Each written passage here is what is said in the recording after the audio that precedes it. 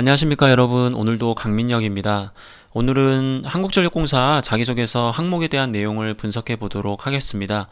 지난 2018년도 하반기와 다르게 이번 19년도 상반기에는 일부 항목이 변경이 되었습니다. 그러다 보니까 여러분들 입장에서는 좀 더 까다롭겠다라는 생각이 듭니다. 물론 신속하게 시간을 절약해서 필기를 준비하는 게 무엇보다 중요합니다. 여러분들이 이미 채용 공고에서 확인하신 것처럼 이 서류 전형에서 자기소개서는 적부 판정만 진행되다 보니까 너무 여러분들이 스트레스를 받으실 필요는 없겠죠. 그럼에도 불구하고 면접에서 이제 우호적인 질문이 나올 수 있도록 기본적인 뼈대는 잡아주셔야 되기 때문에 이번 영상을 통해서 빠르게 좋은 자소서를 여러분들이 작성할 수 있으면 좋을 것 같습니다. 자기소개서 작성에 앞서서 매 항목마다 개인 식별정보 절대 노출 금지다 라고 언급이 되어 있습니다. 당연한 부분일 수 있겠지만 여러분들이 실수를 하면 안 되는 부분이기 때문에 다시 한번 리마인드를 하면서 넘어가도록 하겠습니다. 1번 항목 같은 경우에는 지난 하반기에도 출제되었던 항목입니다. 제가 이전에 영상을 찍어 놓은 게 있어서 이 부분은 제가 이 영상 뒤에 그 링크를 달아 놓을 테니까 그 영상을 참고하시는 것이 더 좋을 것 같아요. 두 번째 항목을 좀 살펴볼 텐데요. 지원 동기에 해당되는 부분입니다. 근데 그럼에도 불구하고 약간 짜증나는 것은 한전 지원 동기, 희망 직무 선택 이유, 입사 후 어떤 업무를 하고 싶은지, 그리고 본인의 역량, 이 네 가지를 물어보고 있단 말이에요. 그렇기 때문에 여러분들이 이 네 가지를 각각 작성하다 보면 글자 수에 대한 압박 때문에 자소서 작성이 쉽지가 않습니다. 그래서 제가 오늘 추천하고자 하는 방법은 이 논리를 바탕으로 여기 나와 있는 기본적인 요구 사항들을 모두 충족시킬 수 있는 방법을 적용하는 것이 좋겠다라는 생각이 듭니다.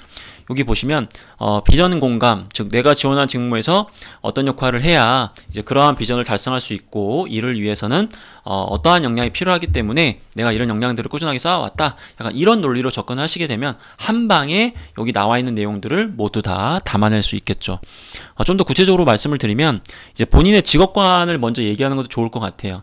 뭐 강점을 발휘해서 뭐 사회에 공헌하고자 하는 직업관을 가지고 있다. 이를 위해서는 한국전력공사에서 땡땡 직무에서 특히 어떠한 역할은 이 직무기술서에 나와 있는 내용을 참고하셔야 되겠죠. 그러한 부분들을 중점적으로 수행하면서 어떠한 경영 목표를 달성해야 한다고 생각한다. 이를 위해서 무엇보다 어떠한 역량이 필요하기 때문에 나는 이러한 역량들을 꾸준하게 쌓아왔다. 약간 이런 논리로 이제 여러분들이 기술하시면 위에서 이야기하는 요구 사항들을 모두 반영할 수 있게 됩니다.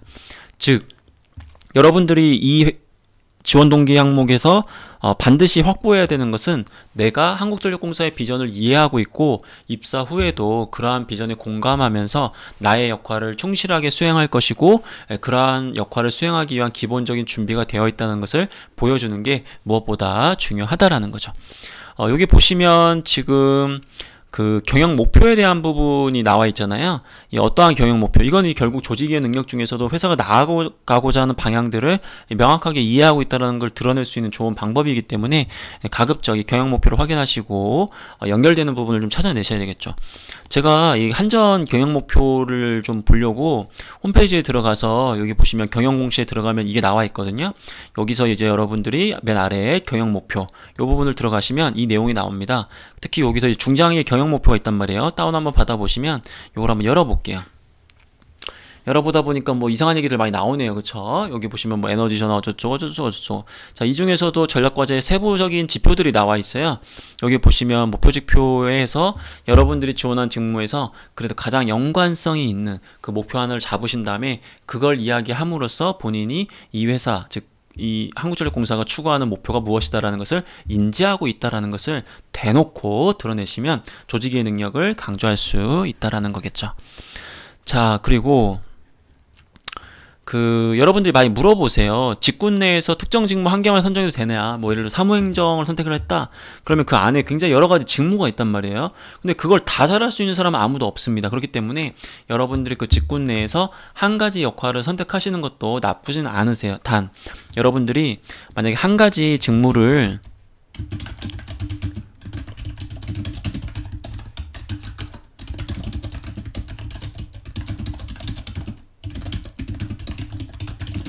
자, 이게 되게 중요한 겁니다. 내가 사무행정 직군 중에서 특정 업무 직무를 하고 싶다. 그 이유가 내가 강점이 있으니까 하고 싶다. 이게 아니에요. 한국전력공사의 비전인 무엇을 달성하기 위해서는 세부적인 목표를 달성을 해야 되는데 그 목표 달성을 위해서 무엇보다 이 직무가 중요할 것 같아서 내가 그걸 한번 해보겠다. 그런 식으로 언급을 하셔야 친조직 정서를 가지고 있다는 것을 강조하면서 이 친구가 나중에 입사했을 때 개인주의적인 성향에 의해서 일을 하는 것이 아니라 조직의 목표에 맞게끔 일을 할 수 있는 사람이구나 라는 걸 드러낼 수 있다 보니까 이와 같은 방법을 고려하시는 것도 좋겠다라는 생각이 듭니다. 그 다음에 이제 세 번째 항목인데, 어떻게 보면 이 항목은 여러분들 입장에서는 더 짜증나는 항목이에요. 왜냐하면 공부를 많이 하지 않으면 쓰기가 좀 어렵습니다. 그래서 한국전력공사 입장에서는 허수지원자, 그러니까 한마디로 이야기하면 나는 전기가 좋아요. 그래서 지원하는 친구들은 다 걸러낼 수 있다라는 거거든요.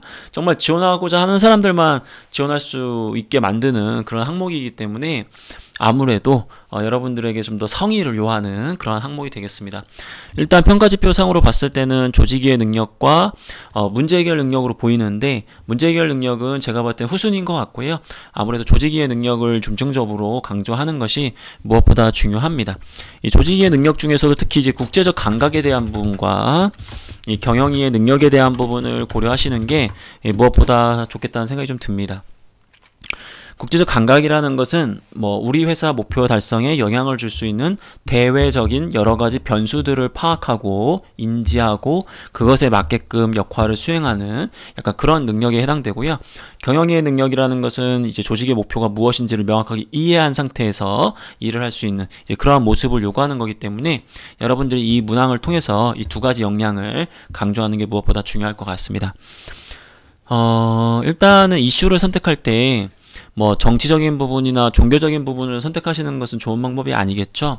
호불호가 갈리는 국가 정책에 대한 부분도 지향하는 게 좋은데, 그래도 이 한국전력공사 같은 경우에는 대부분의 이슈가 국가 정책과 관련된 부분이 굉장히 많아요. 그렇기 때문에 이 부분에 대한 것은 최우선 순위는 아니지만 그래도 활용할 수 있는 내용이라고 보여지는데, 하지만 지나치게 호불호가 갈리는 그러한 이슈들에 대한 부분은 약간 지양하시는 게 좋지 않겠나 생각이 듭니다. 예를 들어 가지고 특정 지역에서 지금 지역 인재를 채용을 하는 부분과 관련해서 한국전력공사가 이가 뭐가 문제가 있다, 약간 이런 식으로 해가지고 여러분들이 지역 특징과 관련해가지고 좀 민감한 문제를 건드린다라든지 그런 부분들은 제가 볼 때 좀 좋은 방법은 아니라고 보여집니다. 그런 지역적인 부분들에 대해서는 당연히 이제 그럴 만한 사업적인 이유가 있고 또 그와 맞춰서 진행되는 부분이 있다 보니까 또 공기업은 이제 그런 부분들을 진행하는 거기 때문에 너무 이제 지나치게 이제 그러한 부분들 갖고 이슈화하는 것은 제가 볼 때는 좋은 방법은 아니라서 제가 여러분들한테 조심스럽게 이런 내용들을 말씀을 좀 드렸습니다. 그리고 특정 이슈에 대한 긍정적 측면과 부정적 측면을 다 분석을 하셔야 되겠죠.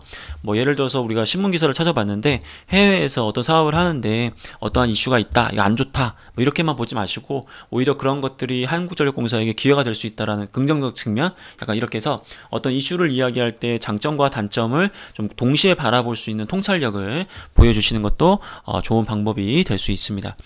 어차피 여러분들이 이 현직자들이 깜짝 놀랄 만한 개선 방안을 제시하는 것은 제가 봤을 때는 굉장히 어렵다라고 생각이 듭니다. 왜냐하면 이 주제는 사실은 이 한국전력공사의 현직자도 수년 동안 고민을 해도 해결되지 않는 그런 고민들이거든요. 근데 하물며 여러분들한테 회사의 상황도 지금 정확하게 모르는데 600자 안에 이걸 담아내라고 하면 이게 과연 가능하겠는가? 저는 이런 생각을 갖고 있습니다.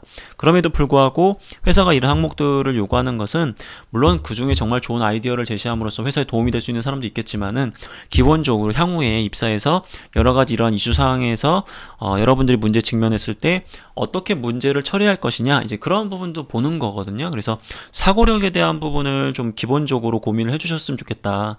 사고력이라는 것은 분석적 사고나 예를 들어서 전략적 사고, 그 다음에 비판적 사고라든지 이런 부분들을 발휘하는 건데 약간 이게 어렵잖아요.